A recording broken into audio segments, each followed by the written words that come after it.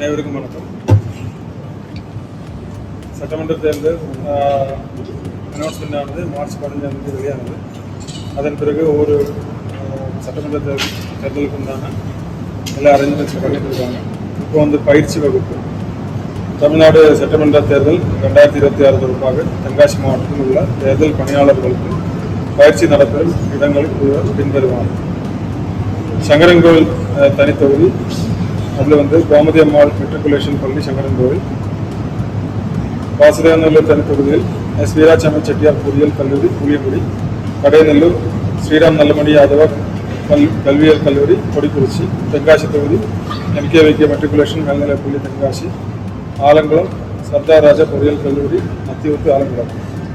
மேற்படி பயிற்சி நாளை காலை முதல் மாலை வரை நடைபெறும். இதில் 8064 நபர்கள் கலந்து கொண்டு பயிற்சி வருகின்றனர். பயிற்சி வகுப்புக்கென தொகுதி வாரியாக தனித்தனி ஒருங்கிணைப்பாளர்கள் நியமிக்கப்பட்டுள்ளனர். நாளை இப்போ ஃபஸ்ட்டு ட்ரைனிங் போலிங் பர்சனோட ட்ரைனிங் நாளைக்கு நடக்கிறாங்க. அதோட டீட்டெயில்ஸ் தான் சொல்லியிருக்கோம். வேட்புமனு தாக்கலை பொறுத்தவரையில் மார்ச் 30 திங்கட்கிழமை ஆரம்பிக்கிறோம். வேட்புமனு தாக்கல் 30/3/2026 முதல் 6/4/2026 வரை உள்ள நாட்கள் அரசு விடுமுறை நாட்கள். அதாவது 31/3/2026, 1/4/2026, 3/4/2026 மற்றும் 5/4/2026 நீங்களாக வேட்புமனு தாக்கல் செய்யலாம். அது தாக்கல் செய்ய வேண்டிய இடம் சங்கரன்கோவில் தொகுதியை பொறுத்தவரையில் தேர்தல் நடத்தும் அலுவலர் மற்றும் வருவாய் கோட்டாட்சியர் அலுவலகம் சங்கரன்கோவில். வாசுதேவநல்லூர் தொகுதியை பொறுத்தவரையில் தேர்தல் நடத்தும் அலுவலர் மற்றும் மாவட்ட வழங்கல் மற்றும் நுகர்வோர் பாதுகாப்பு அலுவலர் வருவாய் வட்டாட்சியர் அலுவலகம் சிவகிரி. கடையநல்லூர் பொறுத்தவரையில் தேர்தல் நடத்தும் அலுவலர் மற்றும் தனித்துணை ஆட்சியர் சமூக பாதுகாப்பு திட்டம் வருவாய் வட்டாட்சியர் அலுவலகம் கடையநல்லூர். தென்காசி பொறுத்தவரையில் தேர்தல் நடத்தும் அலுவலர் மற்றும் சாராட்சியர் அலுவலகம் தென்காசி. ஆலங்குளம் தொகுதியை பொறுத்தவரையில் தேர்தல் நடத்தும் அலுவலர் மற்றும் உதவி ஆணையர் கலால் வருவாய் வட்டாட்சியர் அலுவலகம் ஆலங்குளம். இந்த 5 அலுவலகத்தில் தான் நாமினேஷன் அக்செப்ட் பண்ணுவாங்க. வேட்புமனு தாக்கலின் போது தேர்தல் நடத்தும் அலுவலகத்திலிருந்து 100 மீட்டர் தூரத்திற்குள் 3 கார்கள் மட்டுமே அனுமதிக்கப்படும். தேர்தல் நடத்தும் அலுவலரிடம் மனு அளிக்கும் போது வேட்பாளர் உட்பட 5 நபர்கள் மட்டுமே அனுமதிக்கப்படுவார்கள். ஒவ்வொரு நாளும் பெறப்படும் மனுக்கள் என்கோர் இணையதளம் மூலம் ECIக்கு எலெக்ஷன் கமிஷன் ஆஃப் இந்தியாவுக்கு அனுப்பப்படும். வேட்புமனு தாக்கலின் இறுதி நாளான 6/4/2026 அன்று சரியாக பிற்பகல் 3 மணிக்குள் ஒன்றுக்கும் மேற்பட்ட வேட்பாளர்கள் தேர்தல் நடத்தும் அலுவலர் அறையில் இருந்தால் அவர்கள் வரிசையில் கடைசியில் உள்ள நபர்களிடமிருந்து டோக்கன்கள் வழங்கப்படும். அவ்வாறு டோக்கன் பெற்ற நபர்கள் தங்கள் கைவசமுள்ள ஆவணங்களை மட்டுமே சமர்ப்பிக்க வேண்டும். குறித்த காலத்திற்கு பின் கொண்டு வரப்படும் ஆவணங்கள் ஏற்றுக்கொள்ளப்பட மாட்டாது. வேட்புமனு தாக்கல் செய்யும் வேட்பாளர்கள் தேர்தல் செலவுக்கான புதிதாக தனி வங்கி கணக்கு தொடங்கி அனைத்து பண பரிவர்த்தனைகளையும் மேற்படி வங்கி கணக்கில் மூலமாகவே மேற்கொள்ளப்பட வேண்டும். பிரச்சாரத்தின் போது எந்த வேட்பாளரின் தனிப்பட்ட குணநலன் மற்றும் நடத்தை குறித்து அல்லது வேட்புமனு தாக்கல் செய்தல் அல்லது வாபஸ் பெறுதல் தொடர்பாக தவறான தகவல்களை வெளியிட வேண்டாம். மத வழிபாட்டு தலங்களில் தேர்தல் பிரச்சாரம் செய்யக்கூடாது.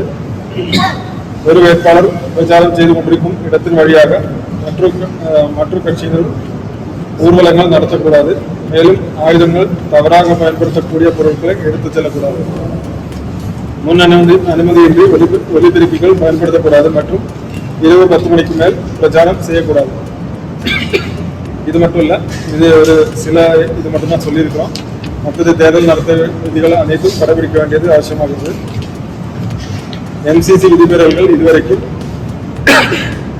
தென்காசி மாவட்டத்தில் நாள்தோறும் முறையான ஆவணங்களின்றி வாகனங்கள் எடுத்துச் செல்லப்பட்ட 72,51,596 மற்றும் 8,35,250 மதிப்பிலான வெள்ளி 6.42 கிலோ ஆகியவை 26/3/2026 வரை கைப்பற்றப்பட்டுள்ளது.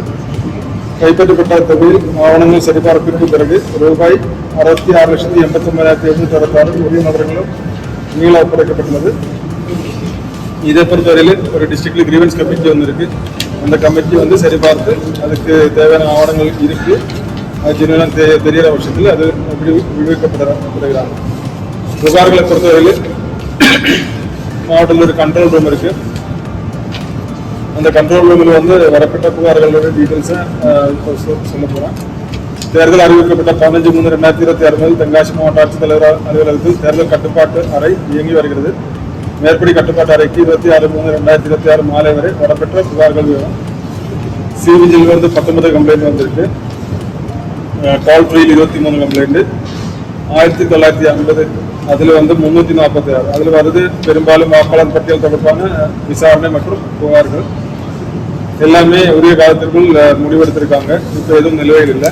அப்பப்போ வர்ற கம்ப்ளைண்ட்ஸ் வந்து சிவிஜியாக இருக்கட்டும், மற்ற கால் ஃப்ரீ கம்ப்ளைண்டாக இருக்கட்டும், கன்சர்ன்டு எஃப்எஸ்டி எஸ்எஸ்டி கிட்ட கொடுத்து அது விசாரணை பண்ணி உடனடியாக 100 நிமிஷங்களுக்குள்ள எல்லா தீர்ப்பும் வழங்கிட்டு இருக்கிறாங்க. அஷ்யூர்ட் மினிமம் ஃபெசிலிட்டி, அதாவது வாக்குச்சாவடிகள் பேசிக் ஃபெசிலிட்டிஸ் அது எல்லாம் வந்து வாக்குச்சாவடிகளில் அடிப்படை வசதிகள், குறிப்பாக மின் இணைப்பு, மின் விளக்கு, சாய்தளம், குடிநீர், கழிப்பறை வசதி, ஒவ்வொரு தொகுதியிலும் உள்ள வாக்குச்சாவடிகளை பொறுப்பு அலுவலர்கள் மூலம் ஆய்வு செய்து அடிப்படை வசதிகள் விடுதலின்றி செய்து முடிக்க நடவடிக்கை எடுக்கப்பட்டுள்ளது.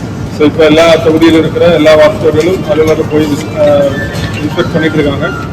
சில குறைபாடுகள் கண்டறியப்பட்டதெல்லாம் அப்பப்போ வந்து நிவர்த்தி செஞ்சுட்டு இருக்காங்க. ஸோ எல்லா பேசிக் ஃபெசிலிட்டிஸ் இப்போ ரெடி பண்ணிட்டு இருக்காங்க. ஓரளவுக்கு 90% மேலே முடிஞ்சிருச்சு. இன்னொரு வாரத்துக்குள்ள எல்லா வாக்குச்சாவடிகளும் வந்து எல்லா பேசிக் அடிப்படை வசதிகளும் இருக்கிறது உறுதி செய்வாங்க. ஸோ இதுதான் இன்னைக்கு இருக்கிற